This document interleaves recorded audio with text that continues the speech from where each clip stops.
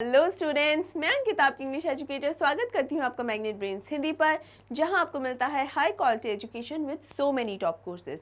चाहे CBSE board हो, UP, MP, Bihar, Delhi, Rajasthan board हो, क्लास 6 से लेकर क्लास 12 तक के सभी स्टूडेंट्स के लिए ये सभी कोर्सेज अवेलेबल हैं और वो भी एकदम फ्री ऑफ कॉस्ट। यानी स्टूडेंट्स, आपको इन कोर्सेज में से किसी भी कोर्स के लिए कुछ भी पे करने की ज़रूरत नहीं है। बहुत अच्छी अपॉर्चुनिटी है, इसका फ़ायदा ज़रूर से ज़रूर उठाइए। इसके अलावा अगर आपको ई बुक्स या ई नोट्स चाहिए तो मेक श्योर कि आप डिस्क्रिप्शन बॉक्स में इनके जो लिंक्स दिए गए हैं उन पर आप क्लिक करें। जैसे ही क्लिक करेंगे आपको ई बुक्स और ई नोट्स से रिलेटेड सारी इन्फॉर्मेशन मिल जाएगी और ये ई नोट्स जो हैं ऑर्गेनाइज्ड फॉर्मेट में with so many practice sets available हैं जो आपके लिए बहुत ज़्यादा हेल्पफुल हो सकते हैं। तो मेक श्योर आप उन लिंक्स पर क्लिक ज़रूर करें। इस इम्पॉर्टेंट इन्फॉर्मेशन के बाद हम बढ़ते हैं हमारे आज के टॉपिक पे, जो कि है आपकी पोम अ फोटोग्राफ के एनसीईआरटी सॉल्यूशंस। तो चलिए स्टूडेंट्स, जल्दी से ये वीडियो स्टार्ट करते हैं। इसका जो सेक्शन है वो है थिंक इट आउट, और जो क्वेश्चन है, जो पहला क्वेश्चन है स्टूडेंट्स, वो है what does the word cardboard denote in the poem, why has this word been used. एक तो ये पूछा गया है कि ये जो कार्डबोर्ड वर्ड है इसका क्या मीनिंग क्या है, यहाँ क्या डिनोट करता है, या कह सकते हैं कि क्या सिग्निफाई करता है, क्या सिंबलाइज करता है, और इस शब्द का इस्तेमाल क्यों हुआ है इस पोम के अंदर। तो स्टूडेंट्स, बेसिकली ये क्या सिग्निफाई करता है? फोटोग्राफ। फोटोग्राफ किसकी? पोएट की, या पोएटेस भी हम बोल सकते हैं क्योंकि कवियत्री ही है, तो पोएटेस की मदर की। स्टूडेंट्स, जब पोएट या पोएटेस कहा जा रहा है तो आपको ये कंफ्यूज होने की ज़रूरत नहीं है कि कभी मैम पोएट बोलती हैं कभी पोएटेस। बेसिकली कवि को पोएट कहा जाता है, कवियत्री को पोएटेस कहा जाता है, लेकिन आजकल दोनों के ही लिए पोएट वर्ड का इस्तेमाल किया जाता है, इसलिए मैं पोएट ही कह के बुलाऊंगी, तो आप बिल्कुल कंफ्यूज ना हो। राइट स्टूडेंट्स, चलिए इसका अब रिटन एक्सप्लेनेशन हम देख लेते हैं। The word cardboard in the poem refers to the photograph of the poet's mother enjoying a sea holiday with her two cousins when she was 12 years old. तो एक cardboard क्या दिखा रहा है? Photograph of the poets mother. Poet की जो mother है उनकी फोटोग्राफ को दर्शा रहा है, उसे डिनोट कर रहा है। राइट? कब, कौन सा समय? जब उनकी मदर जो है एक सी हॉलीडे या बीच हॉलीडे पर गई थी अपनी कज़न्स के साथ, जब वो मात्र 12 साल की थी। सिर्फ 12 साल की थी तो अपनी फ्रेंड्स, मतलब अपनी कज़न्स सिस्टर्स के साथ गई थी। Right? The cardboard stands for the frame that supports and holds the photograph. It signifies that life is transient and what remains is an insignificant piece of paper. यानी यहाँ पर basically बताया जा रहा है कि जो फोटोग्राफ जो है वो जो कार्डबोर्ड से जो दर्शाया गया है, तो कार्डबोर्ड क्या है? एक तरीके से शीट ऑफ पेपर होता है, थिक शीट ऑफ पेपर है जिस पे वो फोटोग्राफ लगी रहती है, जो कि एक तरीके से फ्रेम का काम करता है और फोटोग्राफ को सपोर्ट देता है। राइट स्टूडेंट्स, यहाँ पर ये बताने की कोशिश की है कि ये फोटोग्राफ, ये जो फ्रेम है, उसने, जो कि पीस ऑफ पेपर ही तो है, लेकिन उसने एक लाइफ के बहुत इंपॉर्टेंट हिस्से को संभाल के रखने में मदद की है।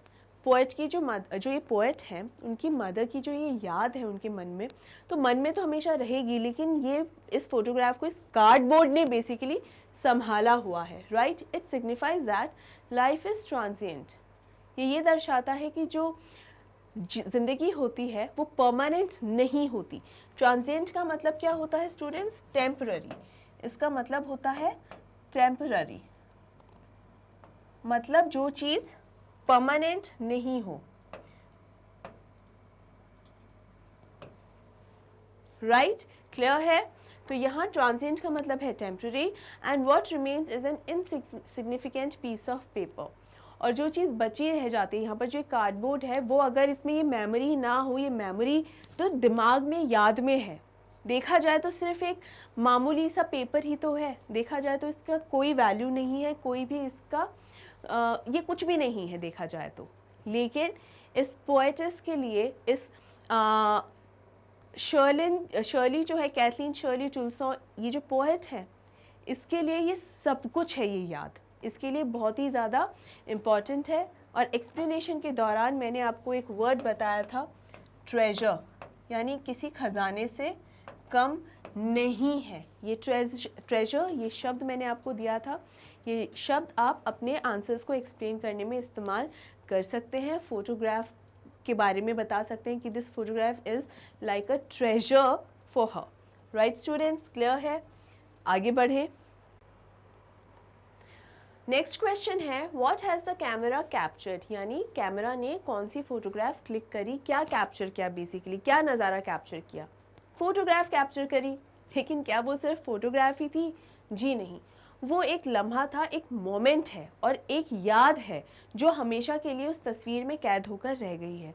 यानी फ़ोटोग्राफ सिर्फ एक तस्वीर के माध्यम नहीं, उससे उसके मायने जो हैं और ज़्यादा, सिर्फ उस तस्वीर तक मायने नहीं है, मायने और ज़्यादा बढ़ गए हैं। आइए इसका डिटेल्ड एक्सप्लेनेशन देखते हैं। The camera has captured some happy childhood moments of the poet's mother's life when she has gone for a sea holiday with her two cousins, Dolly and Betty. तो फोटोग्राफ किसके बारे में है? Some happy childhood moments। यानी ये जो poet है, इसकी जो मदर है, इस मदर की बचपन की कुछ सुनहरी यादें हैं, कुछ बहुत ही अच्छे पल हैं, बहुत ही अच्छी यादें हैं। और वो कौन सी यादें हैं? जब ये मदर सिर्फ 12 साल की थी, यानी अपने बचपन में, जब अपनी कज़न्स के साथ एक सी हॉलीडे या बीच हॉलीडे पर गई थी। इन कज़न्स के नाम क्या हैं? डॉली एंड बेटी। इनके साथ जब ये छुट्टियां मनाने के लिए यहाँ पर गई थी, तब वो बहुत खुश थी। तो ये जो सुनहरी यादें जो हैं वो इस फोटोग्राफ में आ गई हैं। जस्ट इमेजिन स्टूडेंट्स कि जब आप बहुत खुश होते हैं तो हमारा कई बार मन करता है कि काश एक कैमरा होता। आजकल तो खैर मोबाइल फ़ोन्स के अंदर कैमरा आ गए हैं, लेकिन एक समय था जब ऐसा नहीं था, हर समय कैमरा की अवेलेबिलिटी नहीं थी। तो ऐसे में कई बार ये मन करता था कि काश अभी कैमरा होता तो इस लम्हे को हम कैद कर लेते फ़ोटोग्राफ्स के माध्यम से।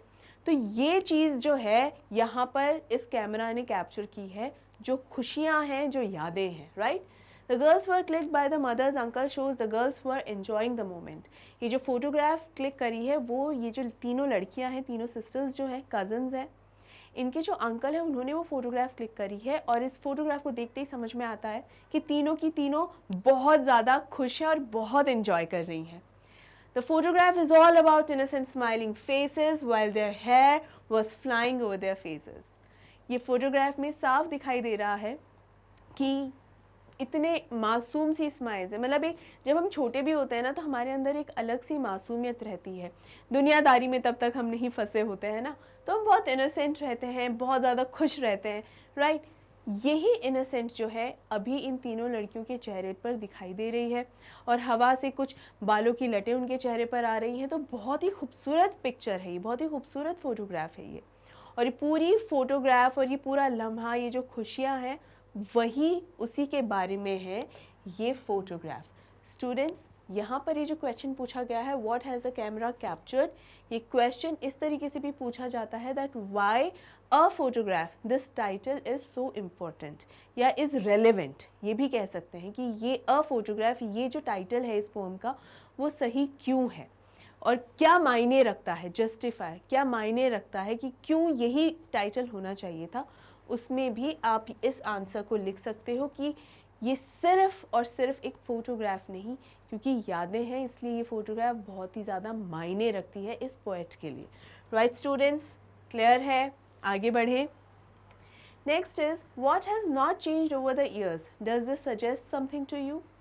यहाँ ये पूछा गया है कि इतने सालों से क्या अंतर या क्या बदलाव नहीं आया है कि, मतलब इस पोएम के अंदर ये बताया गया है एक स्टैंजा में, थर्ड स्टैंजा में, कि बदलाव नहीं आया है। तो क्या बदलाव नहीं आया है? डज दिस सजेस्ट समथिंग, क्या ये हमको कुछ बताता है, दर्शाता है?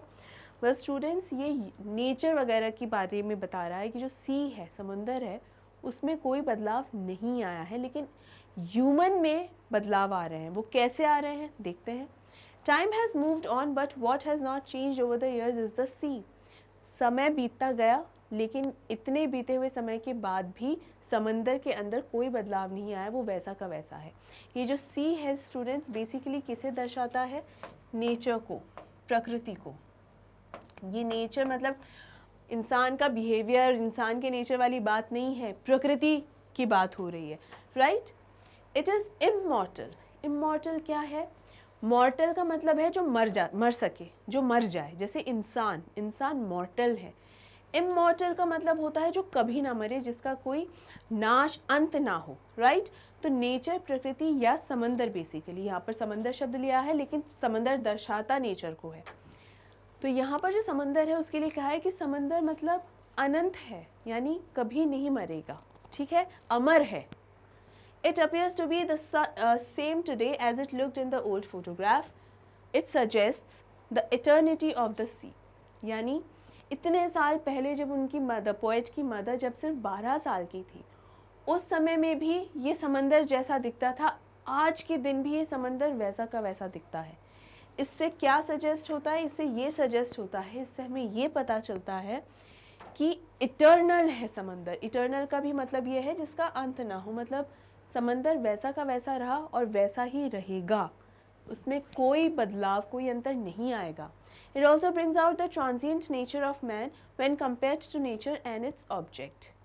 अब इसका जब हम तुलना करते हैं इंसान के रवैये से या इंसान से, बेसिकली इंसान की प्रकृति क्या होती है, यानी सी की प्रकृति क्या है, वो बेसिकली नेचर का हिस्सा है, लेकिन इंसान जो है, इंसान में तब्दीलियाँ आती हैं, इंसान इतने सालों में परिवर्तन से जूझता है उस, और इसीलिए ट्रांजिएंट शब्द का इस्तेमाल किया गया है। ट्रांजिएंट का मतलब होता है टेम्पररी, जो मैं पहले भी कई बार आपको समझा चुकी हूँ पिछले वीडियोस में।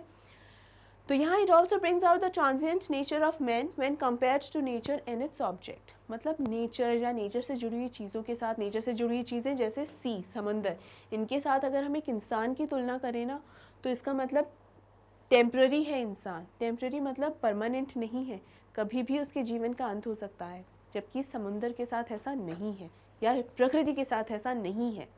The faces and the feet of the three girls are terribly transient or mortal when compared to the changeable and immortal sea. Terribly transient ये जो शब्द है इस्तेमाल हुआ है इस पोम के अंदर, एज इट इज़ लिया गया है स्टूडेंट्स पोम से, और इसका मतलब ये है कि ये मॉर्टल है, यानी इंसान के जो ये पैर दिखाई दे रहे हैं, ये जो टेरिबली ट्रांजिएंट फीट, बेसिकली पूरा फ्रेज़ है। तो ये बताया गया है कि ये जो लोग यहाँ पर जिनकी फ़ोटोग्राफ्स है वो तो मॉर्टल्स हैं, वो इमॉर्टल नहीं है, वो तो मर जाएंगे एक दिन, वो हमेशा ज़िंदा नहीं रहेंगे। ये तस्वीर ज़रूर हमेशा रहेगी, याद ज़रूर हमेशा रहेगी, लेकिन इन लोगों का वहाँ पर वापस मौजूद होना संभव नहीं है, वो बदल चुका है। जो नहीं बदला है वो है समंदर। तो इंसान की नेचर के सामने कोई हैसियत नहीं होती है अगर तुलना की जाए तो। राइट स्टूडेंट्स, आई होप आपको ये एक्सप्लेनेशन और ये क्वेश्चन अच्छे से समझ में आ गया होगा। आगे बढ़ते हैं। क्वेश्चन 4 है, the poets mother laughed at the snapshot, what did this laugh indicate. मतलब पोएट की जो मदर है वो जब इस फोटोग्राफ को देखती है, अपने आप को अपनी कजन्स के साथ देखती है कि ये डॉली है, ये बेटी है, तो देख के बहुत खुश होती है। ये जो खुशी है, ये जो लाफ है, बेसिकली ये जो हंसना है, हंसी है जो ये, वो क्या दर्शाती है, क्या इंडिकेट करती है वो? Well, the poet's mother was a girl of around 12 years of age when the photograph was taken. The photograph has captured the smiling face of the poet's mother. She laughed in nostalgia at the snapshot that was taken years ago and also at the way all of them were dressed for the beach. यानी जब ये photograph ली गई थी तो ये poet की mother सिर्फ 12 साल की थी, छोटी बच्ची ही थी, राइट। और ये तब ये फ़ोटोग्राफ खींची गई, और ये जो फ़ोटोग्राफ है उन्होंने सब, उसमें दिखाई दे रहा है कि तीनों की तीनों ये जो बहनें हैं, कज़न्स जो हैं, वो बहुत ही खुश हैं, हैप्पी नज़र आ रहे हैं। और ये देखकर जो पुरानी यादें हैं वो ताज़ा हो जाती हैं पोएट की मदर के दिमाग में। वो सारी यादें इस मदर के दिमाग में ताज़ा हो जाती हैं कि कब वो छुट्टियां मनाने के लिए वहाँ गए थे, कितना अच्छा समय उन्होंने स्पेंड किया था, और वो यादें याद करके ये खुश हो जाती हैं और हंसने लग जाती हैं। तो ये बेसिकली नॉस्टैल्जिया है, पुरानी यादें याद करना ही नॉस्टैल्जिया कहलाता है। स्नैपशॉट का मतलब होता है फ़ोटोग्राफ, स्नैपशॉट का मतलब है फ़ोटोग्राफ। तो इस फ़ोटोग्राफ को देखकर, या पिक भी बोलते हैं ना आजकल, स्नैप्स, पिक, राइट, तो वही है ये। तो उसको देखकर नॉस्टैल्जिक हो रही हैं, याद कर रही हैं कि किस तरीके से वो तैयार हुई थी, किस तरीके से उन्होंने ड्रेसेस पहने थे, क्या क्या ड्रेसेस पहने थे, ये सब याद कर करके खुश हो रही हैं। She pointed it out to others. Perhaps they looked funny. This laugh indicated that the poet's mother enjoyed remembering her childhood days when she was young and free from the tensions and worries of adult life. यहाँ बता रही हैं कि कैसे हम तैयार हुए थे, कैसे बच्चे थे, बच्चों की जो ड्रेसअप होता है। अब आप जब हम बड़े हो जाते हैं, जब देखते हैं कि हम जब छोटे थे तो कैसी ऐसी ड्रेसेस पहनते थे, अब तो बड़े हो गए तो ड्रेसेस बिल्कुल ड्रेसिंग अप, जो ड्रेसिंग सेंस है हमारा बिल्कुल चेंज हो जाता है। तो खुद को ही उन कपड़ों में जिस तरीके से तैयार हुए हैं वो सब देख देख के खुश हो रही थी, अलग अलग समय को, वो जो मेमोरीज हैं उससे जुड़े हुए सारे मोमेंट्स को याद कर रही थी। और इससे ये इसमें जो पूछा गया है क्या दर्शाता है, तो इससे ये इंडिकेट होता है कि पोएट की जो मदर है उनका बचपन बहुत ही अच्छा रहा है, बहुत ही खुशनुमा रहा है, एकदम टेंशन फ्री रहा है। उस टेंशन से वो दूर रही हैं जो एडल्ट लाइफ के अंदर जो टेंशन्स आ जाती हैं ना, कि जैसे ही हम बड़े होने लगते हैं तब दुनियादारी की जो भी समस्याएं हैं वो सबसे हम जूझने लग जाते हैं। उस समय से अभी तक ये जो पोएट की मदर है उन सब समस्याओं से दूर है, ये इस फोटोग्राफ के माध्यम से पता चलता है, ये इंडिकेट करती है ये फोटोग्राफ, ये दर्शाती है। आई होप स्टूडेंट्स आपको ये एक्सप्लेनेशन भी अच्छे से समझ में आ गया होगा। आगे बढ़ते हैं। What is the meaning of the line both try with the labored ease of loss? ये मैंने आपको एक्सप्लेनेशन के दौरान भी बताया था स्टूडेंट्स की इम्पॉर्टेंट है। इसका मतलब है the context of the above lines is the mother's recollection of her childhood days and the poet's recollection of her mother's laughing face. Basically recollection का मतलब है फिर से याद करना। तो यहाँ पर ये लाइन्स ये इंडिकेट करती हैं कि जो मदर है वो अपने बचपन को याद कर रही है, और जो पोएट है वो अपनी मदर के उस समय को याद कर रही हैं जब मदर चाइल्डहुड को याद कर रही थी। तो ये बेसिकली अपनी पूरी रिकलेक्शन ऑफ मेमोरीज, यानी अपनी यादों को फिर से ताज़ा करना। The mother had fond memories of her past but there was a sense of loss of the carefree childhood days. यहाँ पर इसका मतलब है कि अपनी बचपन को याद करके, इस फोटोग्राफ को देखकर जब उनको अपना बचपन याद आ रहा है तो उसको देखकर वो बहुत खुश हैं, बहुत पसंद है, लेकिन उनको एक एहसास भी है कि ये समय अब जा चुका है। ये जो खुशनुमा, ये जो समय था ना जब हम दुनियादारी की सभी समस्याओं से दूर थे, टेंशन फ्री थे, ये वाला समय अब जा चुका है। इस बात का भी एक उनको एहसास था। The poet's loss referred to here is the loss of her mother through death and her smile. और जो पोएट का ये जो लॉस है वो क्या है, मतलब मदर का लॉस तो क्या है कि वो समय चला गया जहाँ टेंशन ही नहीं होती थी, जहाँ इतना अच्छा और मासूम समय जो था वो जा चुका है। ये लॉस है मदर का। पोएट का क्या लॉस है कि वो अपनी माँ को ही खो चुकी हैं। माँ जो इतनी प्यार से हंसा करती थी, खुश हुआ करती थी, उस हंसी को, खुशी को वो खो चुकी है पोएट। अब दोबारा उन्हें अपनी माँ कभी भी हंसते हुए नहीं दिखाई देगी क्योंकि उनकी माँ अब जिंदा नहीं है। तो ये दोनों के अपने अपने जो लॉसेस हैं, जो नुकसान है, उसके बारे में बात हो रही है। The memories in each case were beautiful but painful to recall as time slipped away so easily। और यहाँ पर ही आयरनी की बात हुई थी। आयरनी मतलब है राय का, WRY। मॉकिंग भी कह सकते हैं, हंसी उड़ाना, और आयरनी भी जिसका मतलब होता है हिंदी में विडम्बना। यानी एक यहाँ बेसिकली आयरनी का मतलब जो होता है विडम्बना, यहाँ पर इसका एप्लीकेशन कैसे है, जिस तरीके, मतलब दोनों ही, भले ही पोएट हो या मदर हो, इनकी दोनों ही अपने एक ऐसी याद को ताज़ा कर रही हैं जो उनकी फेवरेट है, जिसे वो हमेशा याद करना चाहती है, फेवरेट है, ठीक है, फेवरेट है, राइट। लेकिन वहीं ये और बहुत खुश होती हैं उसे याद करके, they are happy and they start laughing, right. कि देखो, मैं जब बचपन में हम लोग यहाँ घूमने गए थे, और मदर का याद रहता है कि हम जब घूमने गए थे तो वो बहुत खुश होती हैं। और पोएट का क्या है कि मेरी मदर जब ये फोटोग्राफ देखती थी, ओहो कितना खुश होती थी, जब देखो कहती रहती, देखो ये मैं हूँ, ये बेटी है, ये डॉली है, ये कहती रहती थी। दोनों की वो फेवरेट याद थी, दोनों बहुत ज़्यादा खुश होती थी, हैप्पी होती थी, राइट। और एट द सेम टाइम वो सैड हो जाती थी। एट द सेम टाइम वो सैड हो जाती थी, क्यों? क्योंकि उनको एक सेंस ऑफ लॉस था। क्या सेंस था लॉस का? क्या लॉस था? ये लॉस था स्टूडेंट्स कि वो मौका, वो मेमोरी वापस नहीं आ सकती। पोएट के लिए उनकी माँ मर चुकी हैं, वो वापस कभी नहीं आएंगी, वापस ज़िंदा नहीं हो सकती। और मदर के लिए वो लम्हा, वो समय जो बचपन था, वो बचपन बीत चुका है, दोबारा कभी नहीं आएगा, राइट। तो इस तरीके से इनके लिए ये ये एक तरीके से, इस तरीके से ये आयरनी हो गई है। राइट स्टूडेंट्स, आई होप आपको ये अच्छे से क्लियर हो गया है। The memories in each case were beautiful, दोनों ही मामलों में जो मेमोरीज हैं, यादें हैं, वो बहुत खूबसूरत है, बट लेकिन पेनफुल टू रिकॉल, लेकिन फिर भी उनको याद करने में एक पेन है, एक दुख है, तकलीफ है। As time slipped away so easily, कि समय जो है इतना आसानी से अब बीत चुका है, दोबारा नहीं आना है। आई होप स्टूडेंट्स ये क्वेश्चन, इसका आंसर आपको अच्छे से समझ में आ गया है। क्वेश्चन नंबर 6 देखते हैं। What does this circumstance refer to? आपकी पोम में ये फ्रेज इस्तेमाल हुआ है this circumstance, इसका क्या मतलब है? This circumstance refers to the death of poet's mother. This circumstance मतलब ये जो हो चुका है, ये जो सिचुएशन हो चुकी है, जो कंडीशन है, बेसिकली ये जो परिणाम निकला हुआ है वो क्या है कि मदर की डेथ की, ये जो हुआ है, क्या हुआ है, जो मदर की जो डेथ हो गई है।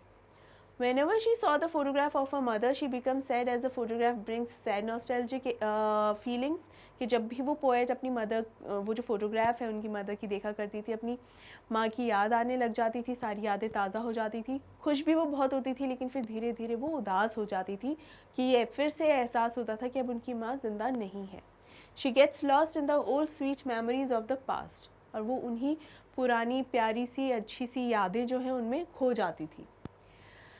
But she cannot do anything about it now.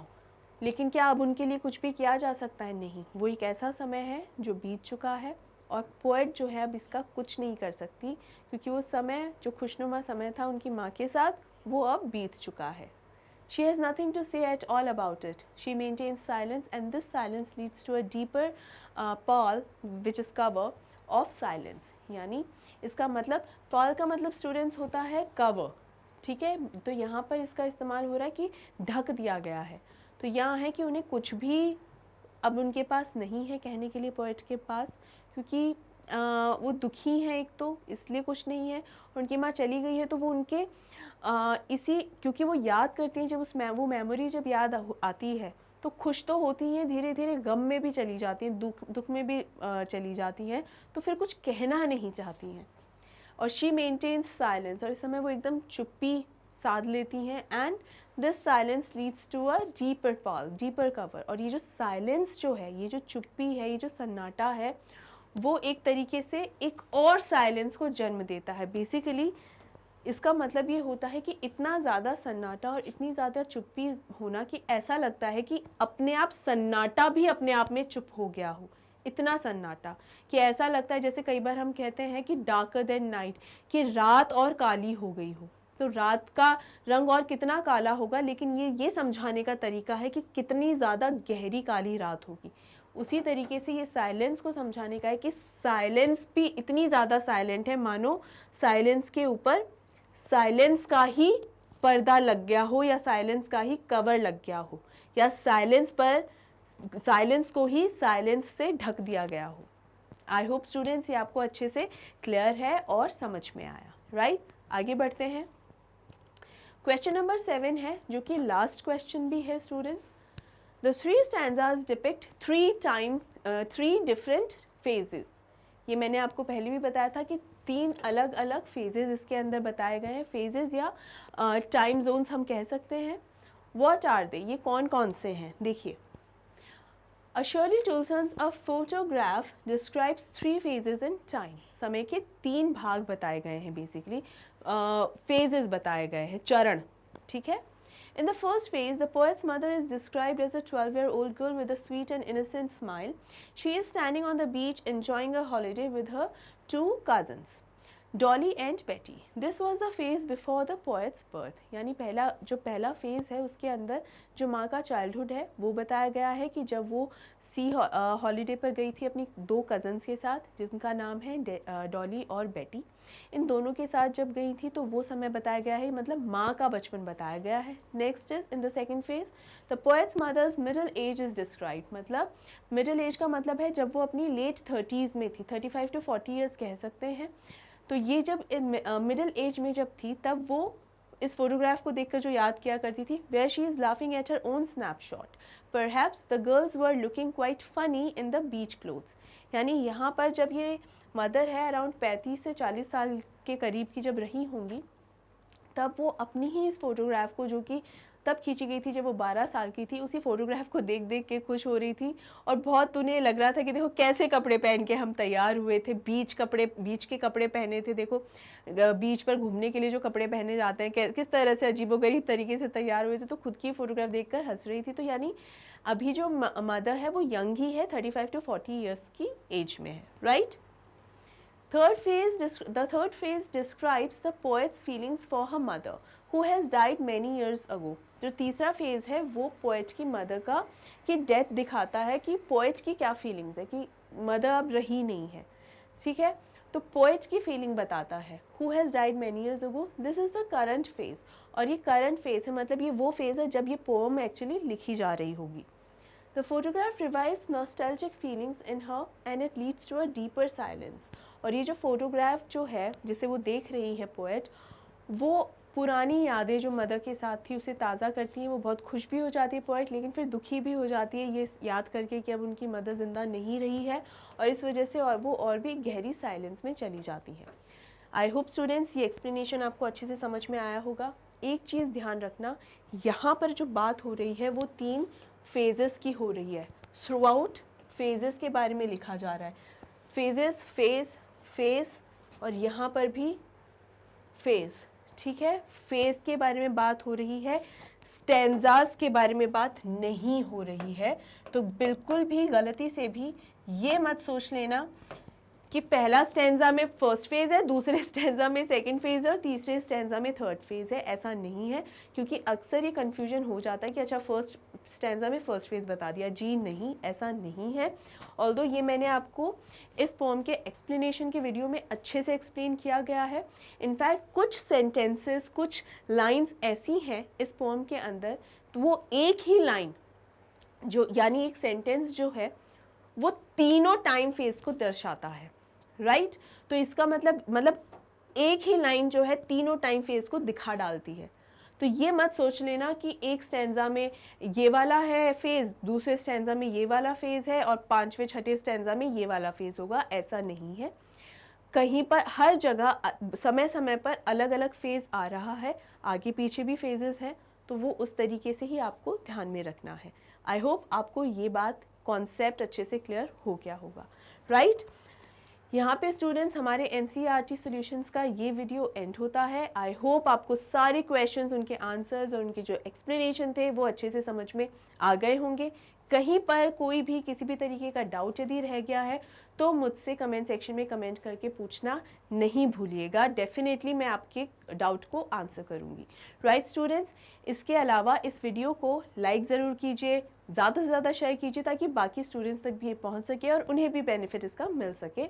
इसके अलावा अगर चैनल को आपने अभी तक सब्सक्राइब नहीं किया है तो अभी और इसी वक्त मैग्नेट ब्रेन्स हिंदी को सब्सक्राइब कीजिए, क्योंकि यहाँ आपको मिल रहा है ये सारे के सारे टॉप कोर्सेज क्लास 6 से क्लास 12 तक के स्टूडेंट्स के लिए, और वो भी एकदम फ्री ऑफ कॉस्ट। यानी आपको स्टूडेंट्स इसके लिए कुछ भी पे नहीं ही करना है, राइट। इसके अलावा ई बुक्स या ई नोट्स आपको चाहिए तो उनके लिंक्स आपको मिल जाएंगे डिस्क्रिप्शन बॉक्स में। जैसे ही आप उन लिंक्स पर क्लिक करेंगे ई बुक्स और ई नोट्स से रिलेटेड सारी इन्फॉर्मेशन मिल जाएगी। ये ई नोट्स जो हैं वो ऑर्गेनाइज्ड फॉर्मेट में प्रैक्टिस सेट्स के साथ अवेलेबल हैं, तो इन लिंक्स पर क्लिक ज़रूर कीजिए ताकि आपको ये जानकारी ईजीली मिल जाए। इसके साथ ही स्टूडेंट्स अगर आपको मैग्नेट ब्रेन्स के सभी लेटेस्ट अपडेट्स चाहिए तो हमें फॉलो करें इंस्टाग्राम, टेलीग्राम, फेसबुक और ट्विटर पे। आखिर में याद दिला दूँ स्टूडेंट्स, अगर कोई डाउट है उसे कमेंट सेक्शन में लिखना ना भूलिए। ये वीडियो कैसा लगा वो भी ज़रूर से ज़रूर बताइए। वीडियो को लाइक करें, शेयर करें और अपना ध्यान रखना बिल्कुल मत भूलिए। मिलते हैं अगले वीडियो में students. Take care, bye bye.